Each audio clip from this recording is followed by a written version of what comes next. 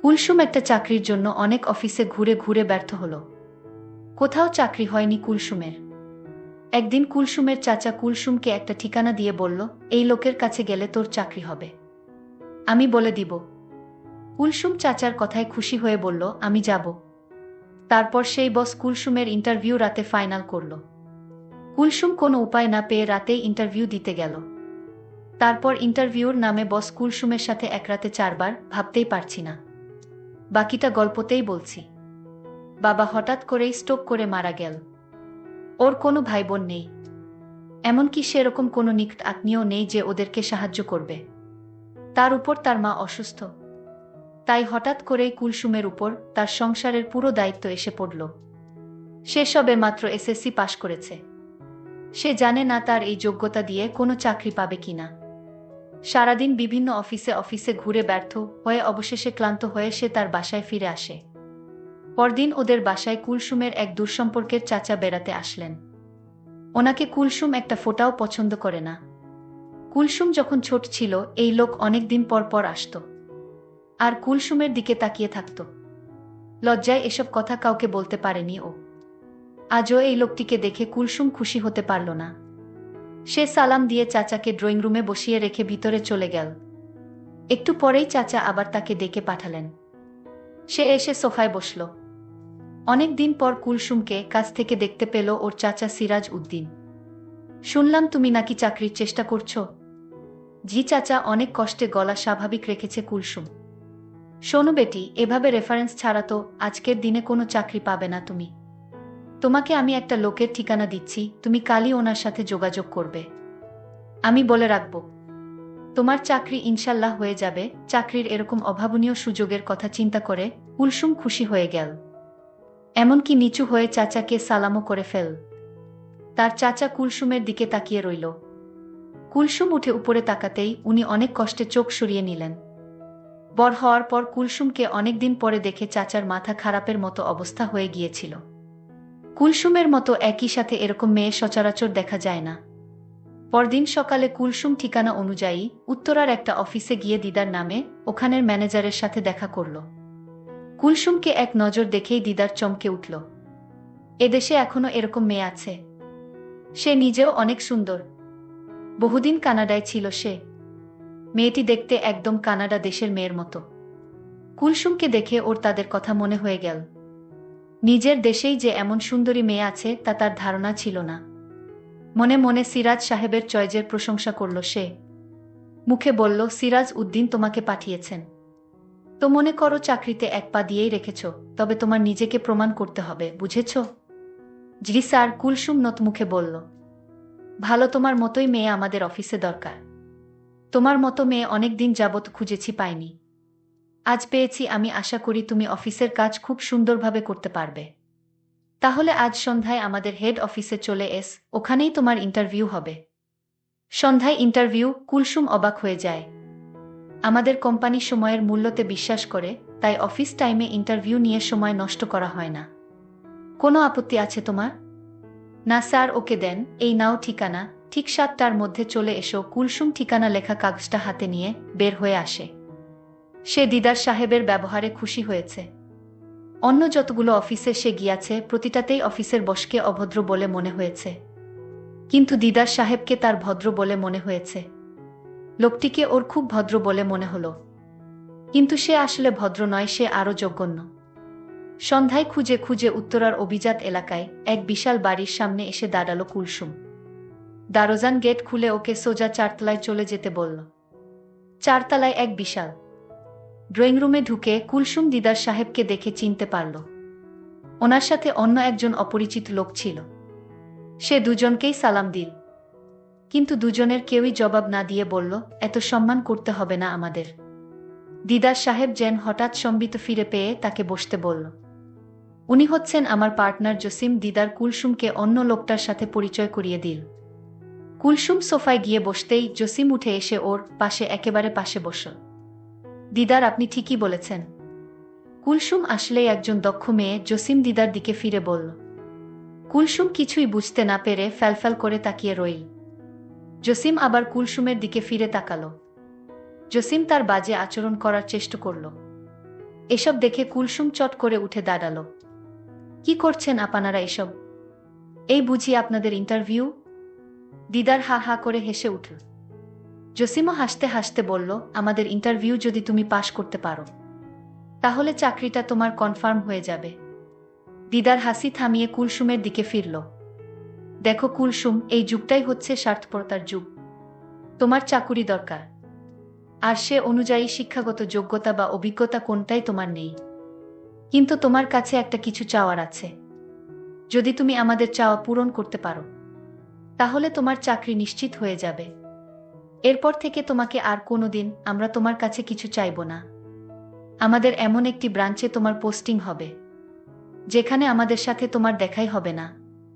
ভেবে দেখ, মাসে 20,000 টাকা বেতন। আমি ভেবেছিলাম কুলসুম মনে মনে খুশি হয়ে উঠবে। হাসালে দেখছি। কুলসুম বলল, দেখুন আমি কিছু দিতে পারবো না। যদি আমার যোগ্যতা অনুযায়ী আপনারা আমাকে চাকরিটা দেন তাহলে আমার খুব উপকার হবে। অফিসের বস বলল, এটা কি মামার বাড়ির আবদার যে চাইলেই চাকরি হয়ে যাবে? তুমি যদি আমাদের কথায় রাজি থাকো তাহলে চাকরি তোমার হয়ে যাবে। এমন কথা শুনে কুলসুম খুব কষ্ট পেল। তার ইচ্ছে হচ্ছিল লোকটার গালে ঠাস করে একটা চট বসিয়ে দেয়া, কিন্তু সে সময় তার অসুস্থ মায়ের মুখখানি ওর চোখের সামনে ভেসে উঠল। আর তাই অসহায় হয়ে চাকরিটার জন্য তাদের কথায় রাজি হলো। এই তো ভালো মেয়ে, রাতে তোমার ইন্টারভিউ শেষ হওয়ার সাথেই সাথেই তোমার অ্যাপয়েন্টমেন্ট লেটার পেয়ে যাবে। এখন যেতে পারো।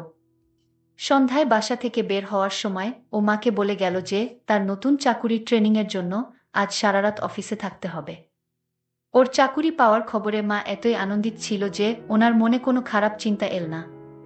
কুলসুম আজ ইচ্ছেমত সেজেছে। ও এমনিতেই সুন্দরী, তার উপর আজ এভাবে সাজাতে ওকে আরো সুন্দর দেখাচ্ছে। দিদার বাসার দরজাটা গেট খুলে দিতে দিতে কুলসুমের তার অফিসের 4তলায় গেলা। তার দিকে তাকিয়ে রইল।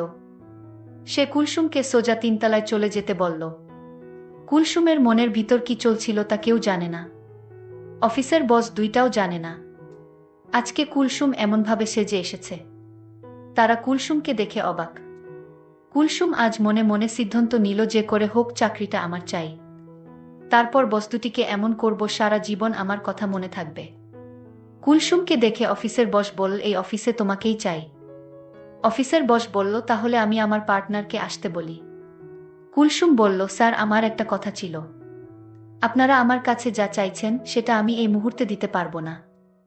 আমাকে একটু সময় দিতে হবে। বস আমার কারণ জানতে চাচ্ছে কি কারণে এই মুহূর্তে হবে না। আমি বলেছিলাম, দেখুন আমার মা খুব অসুস্থ, আজ আমার বাড়িতে যেতে হবে। এমনও হতে পারে মাকে আজ হাসপাতালে নিয়ে যেতে হবে। বস বলল, তুমি আজ রাত এখানে থাকো, আমি তোমার মাকে হাসপাতালে নিয়ে যাওয়ার ব্যবস্থা করছি। আমি বসকে বললাম, আপনার ব্যবস্থা করতে হবে না। আমি বাড়িতে মায়ের অবস্থা বুঝে তারপর মাকে হাসপাতালে নিয়ে যাব। বস বলল, ঠিক আছে, আমি তোমাকে আজকের দিনটা সুযোগ দিলাম। কাল রাতে তোমার আসতে হবে। যদি কাল না আসো তাহলে তোমার চাকরিটা মিস হয়ে যাবে। ঠিক আছে স্যার, আমি কাল রাতে আমি আসব। আমি বাড়িতে গিয়ে দেখলাম মা খুব অসুস্থ। আমি মাকে নিয়ে দ্রুত হাসপাতালে গেলাম। ডাক্তাররা মায়ের পরীক্ষা করে দেখল মাকে সুস্থ করতে হলে সর্বনিম্ন 5 লাখ টাকা খরচ হবে। আর যদি সেই টাকা 24 ঘন্টার ভিতরে না দিতে পারি তাহলে মায়ের চিকিৎসা হবে না, আর মাও বাঁচবে না।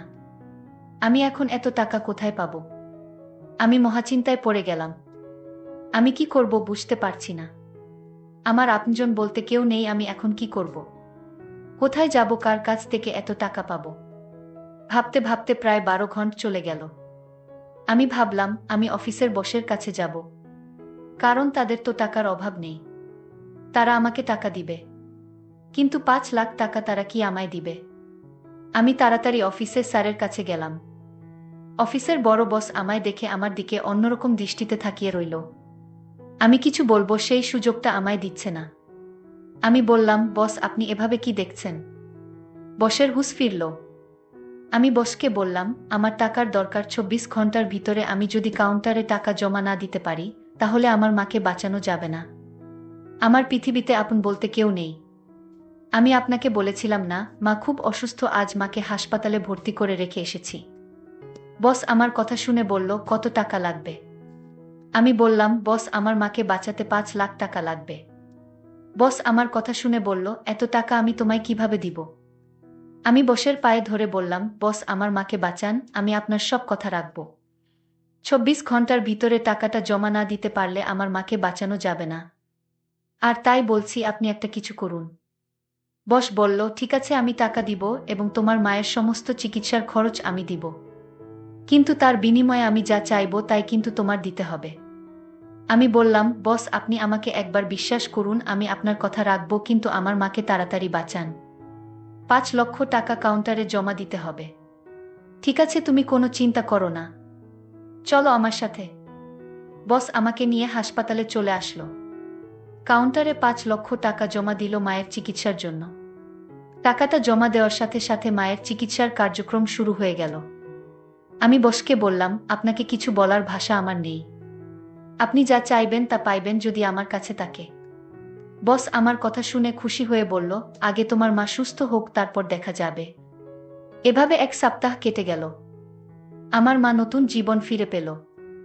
আমার মায়ের জ্ঞান ফিরা মাত্রই মা আমাকে জিজ্ঞেস করলেন, তুই এত টাকা কই পাইলি মা? আমি বললাম, মা আমার অফিসের বস আমাকে টাকাটা দিলেন, আমি না হয় চাকরি করে পরিশোধ করে দিব। মা বলল, তুই চাকরি করে এত টাকা পরিশোধ করতে পারবি? এই মুহূর্তেই বস আমার মাকে দেখতে এলো। মায়ের জন্য অনেক খাবার নিয়ে আসলো আর বলল, আন্টি আপনি কোনো চিন্তা করবেন না, আমি আপনাদের পাশে আছি। যখন যা প্রয়োজন আমার কাছে বললেই হবে, আমি দিয়ে দিব। আমার মা তখন কান্না করে বসকে বলল, আমার জন্য তুমি যা করেছ তার ঋণ আমি কিভাবে শোধ করব?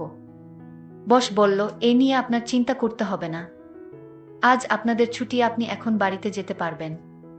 আমি ডাক্তারের কাছ থেকে আপনাদের ছুটি নিয়ে এসেছি আর আপনার ১ মাসের ওষুধ কিনে দিয়েছি। আমি মনে মনে চিন্তা করতে লাগলাম, আমার অবস্থা কি হবে। বস যে কিসের লোভে পড়ে এত যত্ন করছে মাকে তা তো আমি জানি। আমার তো খবর হয়ে যাবে। বস আমায় বলল, কি চিন্তা করছো? এখন আর কোনো ভয় নেই, তোমার মা সুস্থ হয়ে গেছে। কাল তুমি আমাদের অফিসে এসে ইন্টারভিউ দিবে। আমি বসকে বললাম, আমার আর ইন্টারভিউ লাগবে না, আর বাহানা করার দরকার নেই। আপনি যা আশা করছেন তা আপনি পেয়ে যাবেন। আর আমি চাকরিটা পেলে আপনার টাকাটা পরিশোধ করে দিব ধীরে ধীরে। আমি জানি এত বড় উপকার কেউ আমায় করবে না, কিন্তু আপনি আমায় করলেন। আমি টাকা পরিশোধ করলেও আপনার ঋণ আমি কোনোদিন দিতে পারবো না। বস বলল, ঠিক আছে আজ রাতে অফিসে চলে এসো। আমি বললাম, ঠিক আছে আপনি যান, আমি আসব। আমি বুঝতে পারছিলাম আমার সাথে কি ঘটবে, কিন্তু আমার এছাড়া কোনো উপায় নেই।